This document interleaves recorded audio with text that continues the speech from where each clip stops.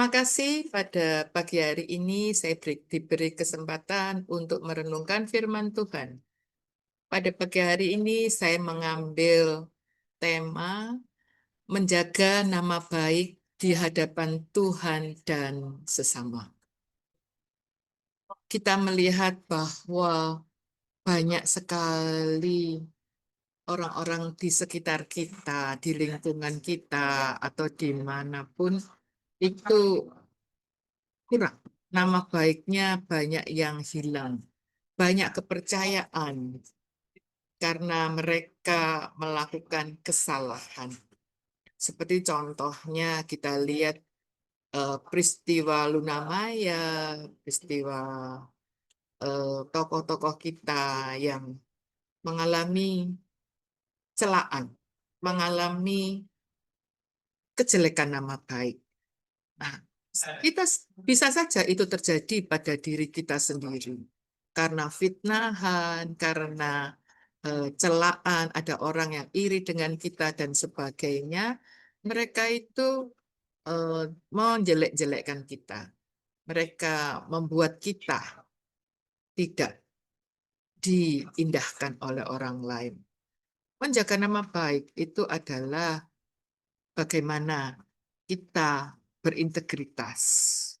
Dalam Amsal 22 ayat 1 dikatakan, nama baik lebih berharga daripada kekayaan besar.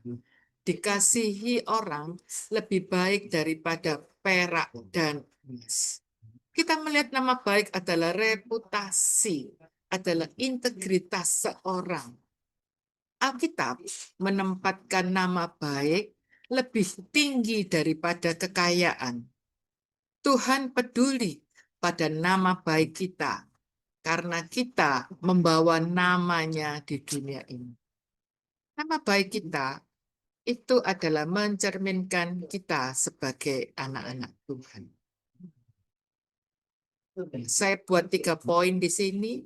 Poin yang pertama adalah nama baik mewakili karakter kesaksian kita. Di Alkitab kita melihat di 1 Petrus 2 ayat 12 yang mengatakan, miliki cara hidup yang baik di tengah-tengah bangsa-bangsa, bukan Yahudi, supaya apabila mereka memfitnah kamu sebagai orang yang berbuat jahat, mereka dapat melihat perbuatan-perbuatanmu yang baik dan memuliakan Allah. Juga di Matius 5 ayat 16 dikatakan, demikianlah hendaknya terangmu bercahaya di depan orang, supaya mereka melihat perbuatan yang baik dan memuliakan Bapamu yang di surga. Dari 2 ayat tadi, dapatlah kita lihat bahwa nama baik bukan hanya soal opini, tapi soal kesaksian hidup kita. Di dunia ini, menilai Yesus melalui hidup kita, integritas yang menjadi jembatan bagi Injil. Menjaga nama baik berarti hidup dalam kekudusan, jujur dalam pekerjaan, setia dalam keluarga, dan konsisten dalam iman. Bagaimana kita melihat sosial media yang ada sekarang ini? Apakah sosial media itu mencerminkan karakter Kristus? Di sosial media banyak orang yang pasang status, ada yang membuat cup-cup yang tidak baik, mengeluh sedikit, disakiti oleh orang sedikit, sudah pasang status. Dianiaya orang dengan berbagai macam, dia membuat trik-trik untuk dia dihargai seorang. Padahal kalau kita menilai dengan cermat, lo kenapa status itu dibuat mengeluh, status itu dibuat untuk mencela orang lain, untuk membalas kejahatan yang dilakukan orang lain pada diri kita. Sosial media itu sebenarnya kalau kita tidak dapat memilah-milah dengan baik, dia akan menjadi bumerang di kehidupan kita. Kita percaya saja yang terjadi. Jangan kita percaya sepenuhnya dengan apa ya, seperti berita-berita yang ada. Itu tidak semuanya benar. Pada saat ini yang sekarang lagi booming berita adalah bagaimana dunia pendidikan ini gurunya gajinya besar, tetapi pada kenyataannya tidak ada perubahan sedetik pun, sehingga timbullah protes di mana-mana, protes di mana guru yang di daerah-daerah terpencil itu melalui PGRI berontak. Nah, di situ kita kalau melihat integritas kita sebagai masyarakat atau sebagai profesional apapun semua pekerjaan, pilahlah berita-berita yang ada di media sosial kita. Di tempat kerja, bagaimana karakter kita di tempat kerja? Di tempat kerja, janganlah kita berbohong, melakukan kebohongan. Harus jujur terhadap pimpinan, harus jujur terhadap semua di mana kita bekerja. Maka orang akan melihat, oh inilah anak Tuhan. Inilah anak Tuhan yang senantiasa mencerminkan siapa Tuhan Yesus.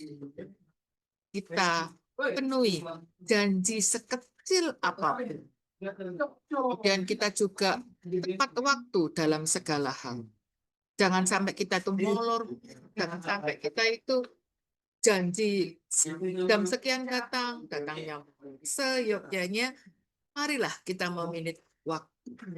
Kalau kita melakukan kesalahan misalnya sering terlambat, maka penyebutan stempel, oh orang ini sering terlambat dan tidak tepat waktu. Atau kalau janji mesti belanjani, punya janji pasti tidak ditepati, punya janji pasti dengan 1000 macam alasan dia pembenaran diri.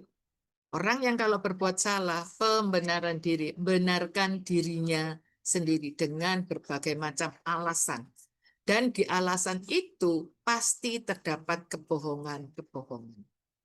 Dan kita, dimanapun kita berada, tanggung jawab kesehari-hariannya.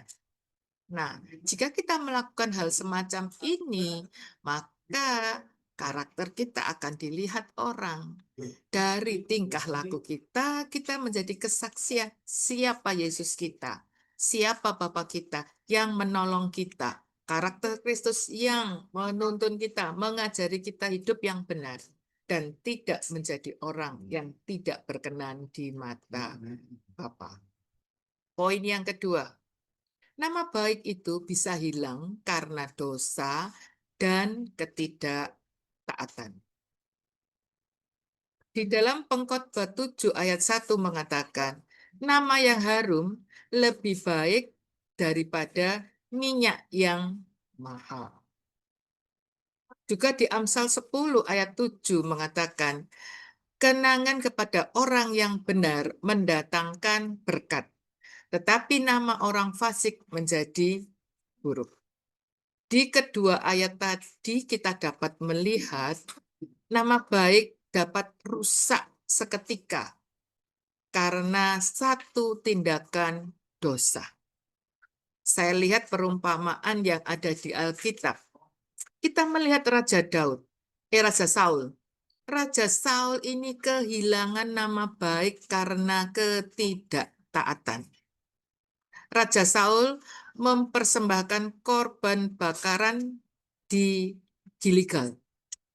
Saul tidak menyadari dan tidak sabar menunggu kedatangan Samuel dan mempersembahkan korban sendiri yang seharusnya dilakukan oleh Samuel sebagai nabi.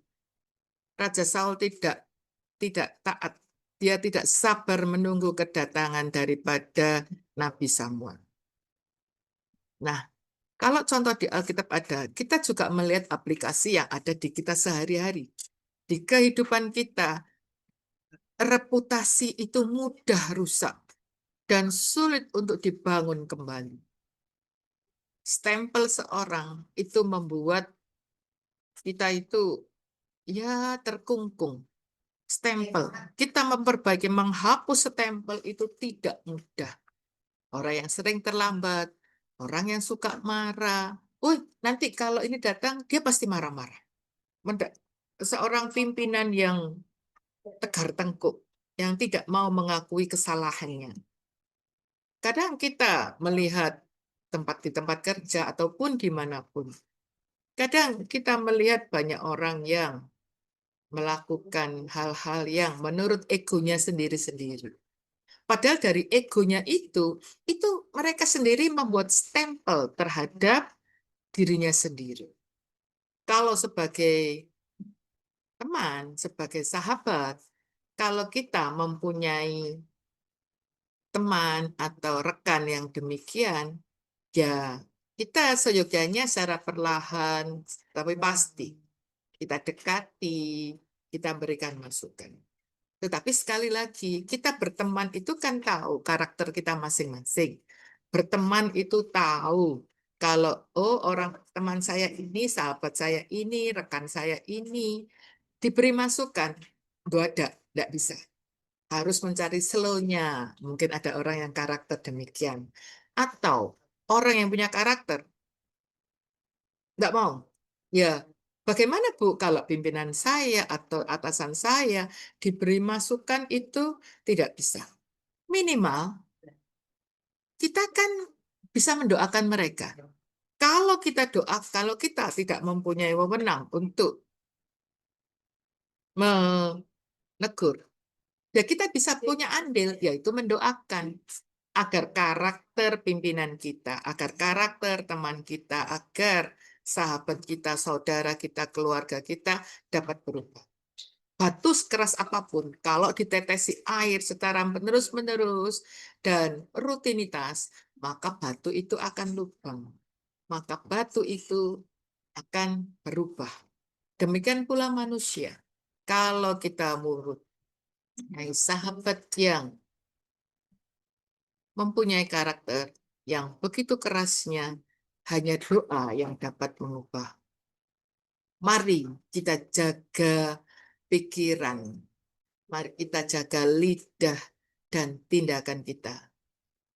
Bila sudah jatuh, kita terjatuh, kita melakukan kesalahan, segeralah bertobat. Bangun kembali semuanya dengan hidup yang benar. Jangan abaikan koreksi dari saat lingkungan kita. Jangan abaikan koreksi dari orang-orang sekitar kita. Belajarlah dari kesalahan. Tidak ada satupun manusia di dunia ini yang selalu benar terus. Tidak ada satupun di dunia ini orang yang senantiasa memberi keputusan yang benar. Pasti ada celah-celahnya. Pasti ada 1, 2, 3% orang itu bersalah. Maka kita harus tahu dan mau untuk dikoreksi. Dan kita harus mau ditegur. Saya pun sebagai manusia kadang membuat keputusan, kadang membuat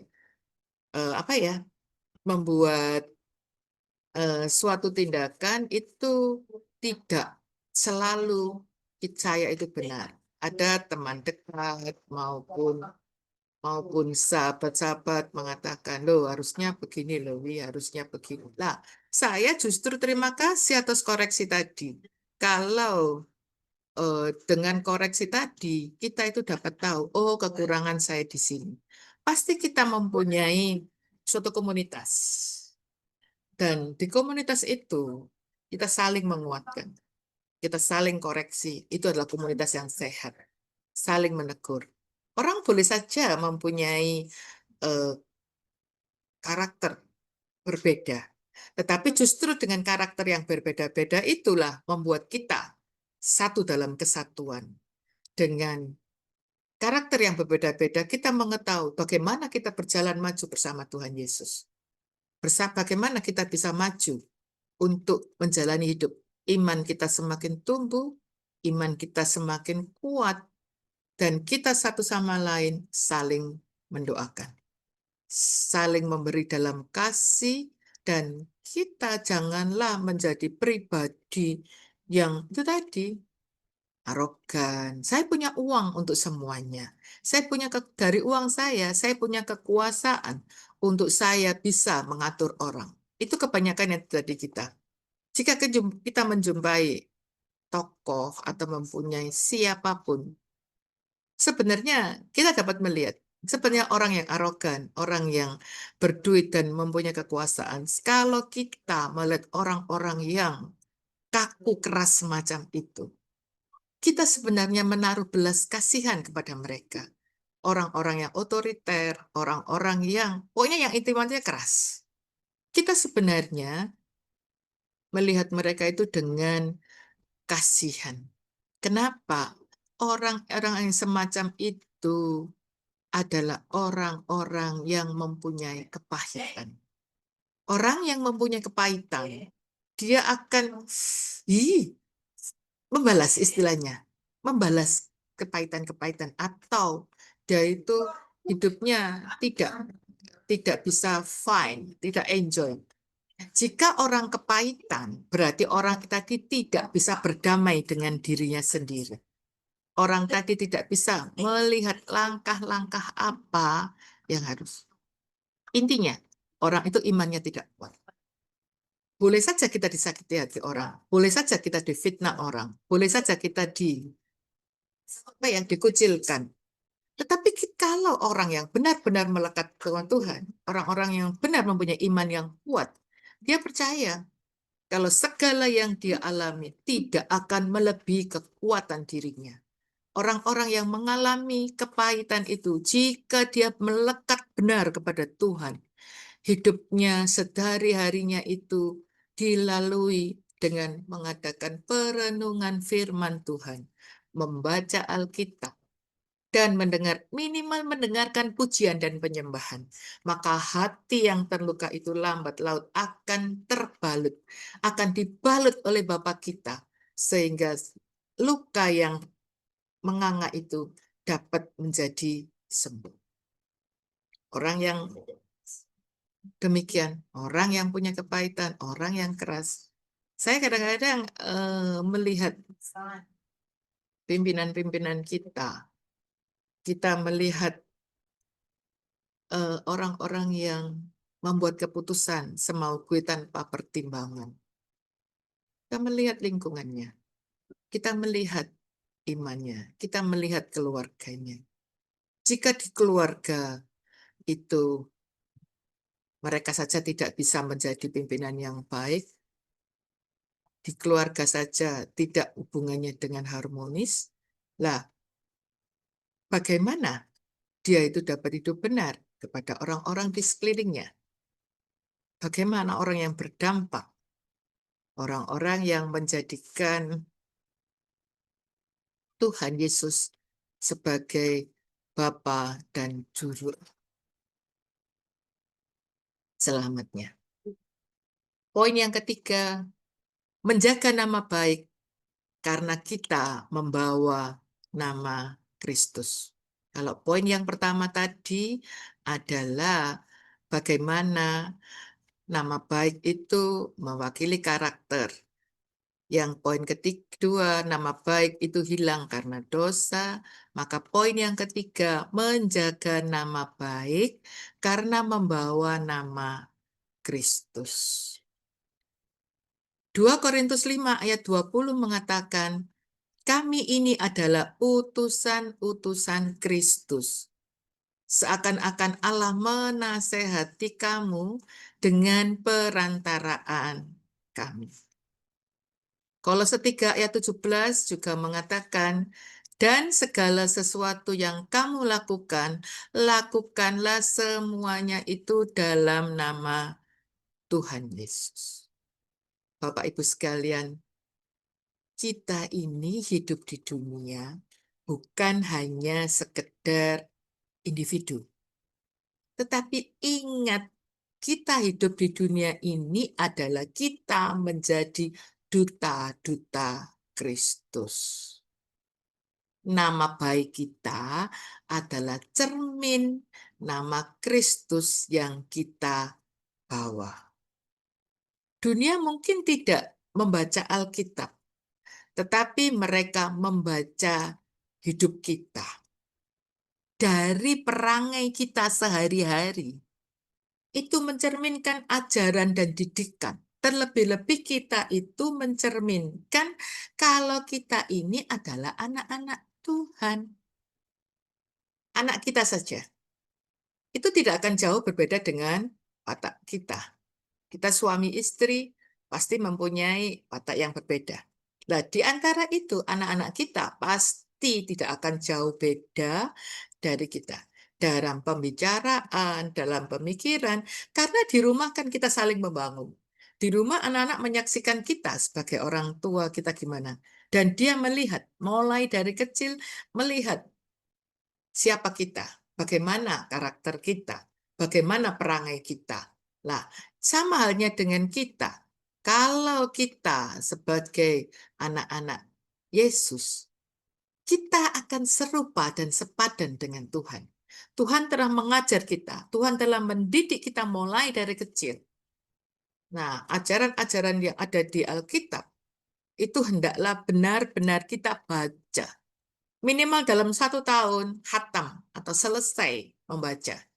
Caranya gimana kalau saya atau kita tidak bisa menyelesaikan? Kita ikut program-program gerakan membaca. Saya aja mengikuti 3 gerakan di Dorea 1, kemudian ada di grup Kristen se-Indonesia, dan satunya lagi adalah grup junior senior pembacaan Alkitab.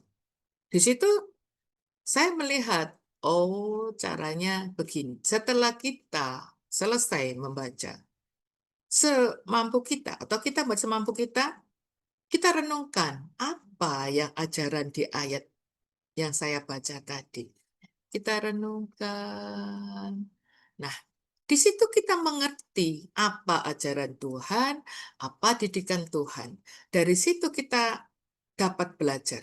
Lah kalau kita tidak pernah baca Alkitab, kita kan tidak tahu apa yang diajarkan Tuhan. Kita tidak tahu apa yang Tuhan didik dalam kehidupan kita.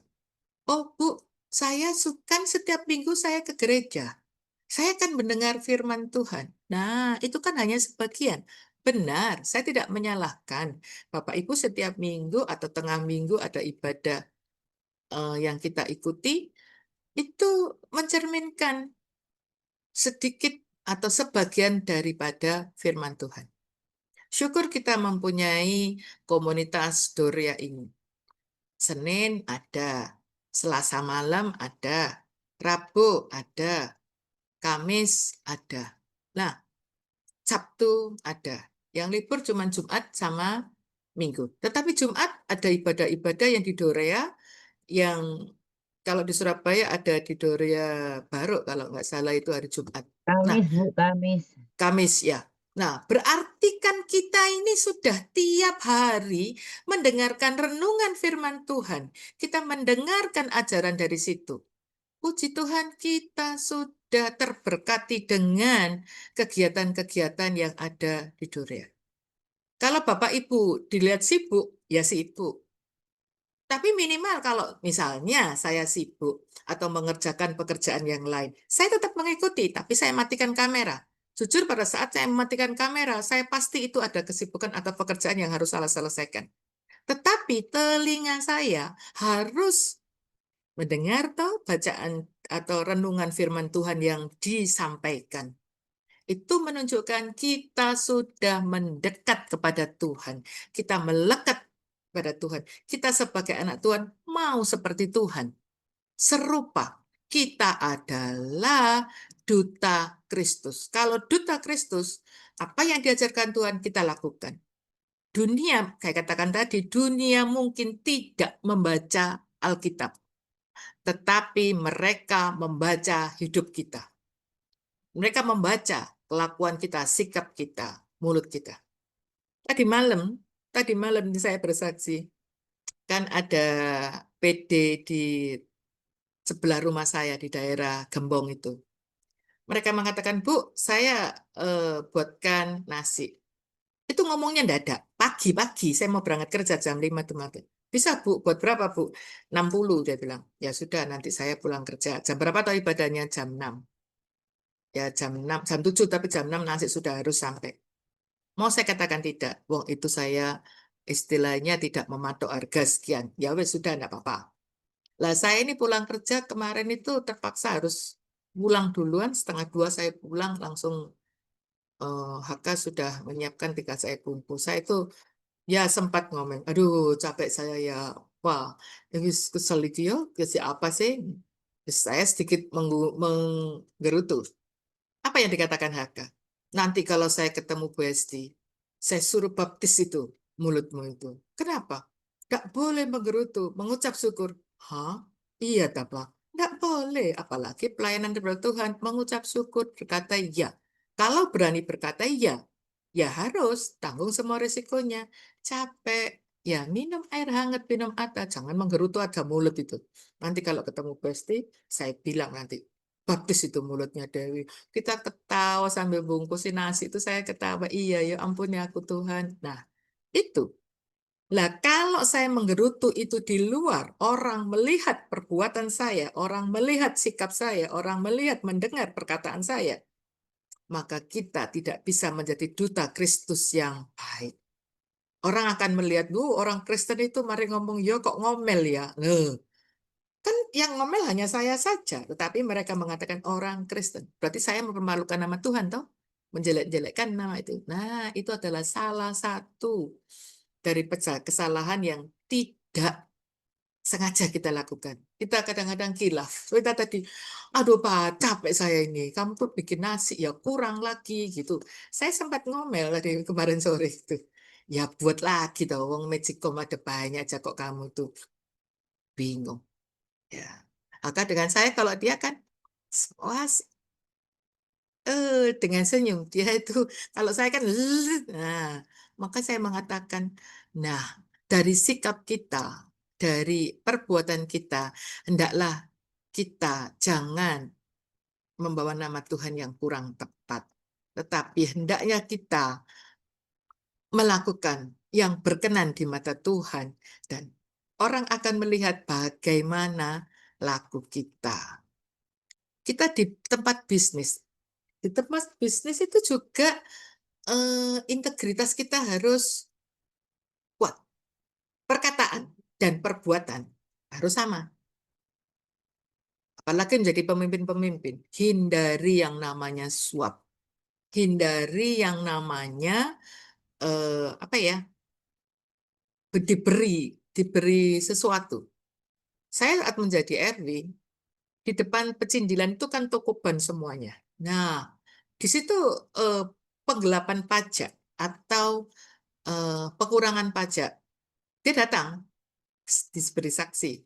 Dia mau surat memberi kesaksian, ini pajak saya mulai menempati sini, bulan ini, tanggal ini. Saya tahu dia ngasihkan saya amplop. Saya, masuk saya harus mengatakan, oh saya tidak anti, kan tidak apa ya, tidak loyal lah kalau kita mengatakan menolak orang dengan demikian. Saya hanya cuma mengatakan, loh, saya butuh uang.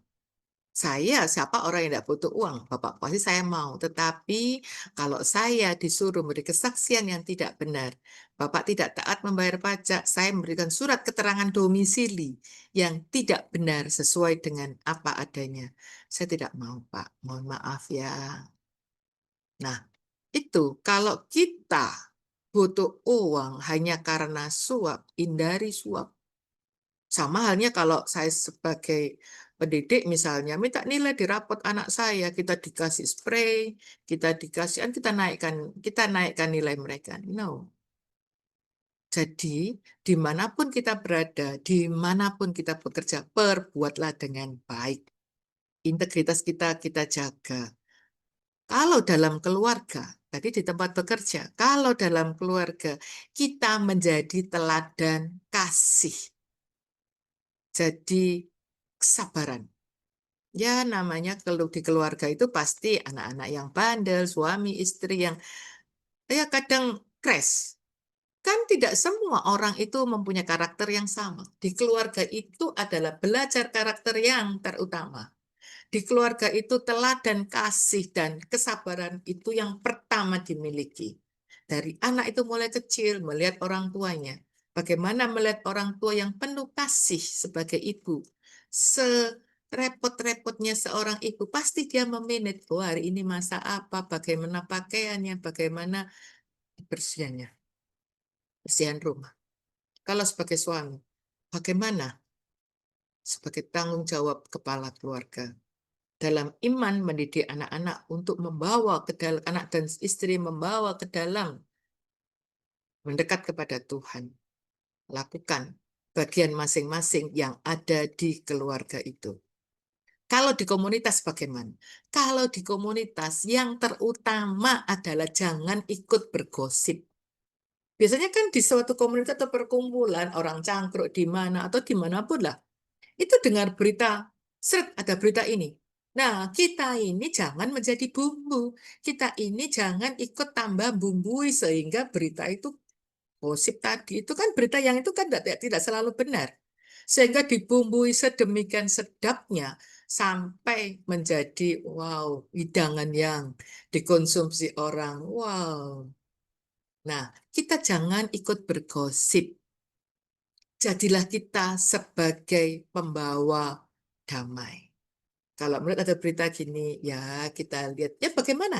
Kita kan punya cara masing-masing dari kita. Tuhan sudah memberikan hikmat pada kita. Bagaimana kita membawa damai? Bagaimana kita menjadi penetral? Kalau ada gosip-gosip atau berita dalam kumpulan aja. Oh, berita ini. Loh, ngapain? Ya, kita lihat saja. Kita senyum aja. Nggak usah kita terlalu ngeroh sekali. Kita diam aja cukup dengan senyum. Ya, semoga berita itu tidak benar. Tergantung kita. Bagaimana kita menyikapi dan bagaimana kita berbuat. Lihatlah teladan daripada Yesus Kristus. Saat Tuhan Yesus difitnah oleh murid-muridnya, apa yang Tuhan lakukan? Itu menjadi teladan dan contoh bagi kehidupan kita.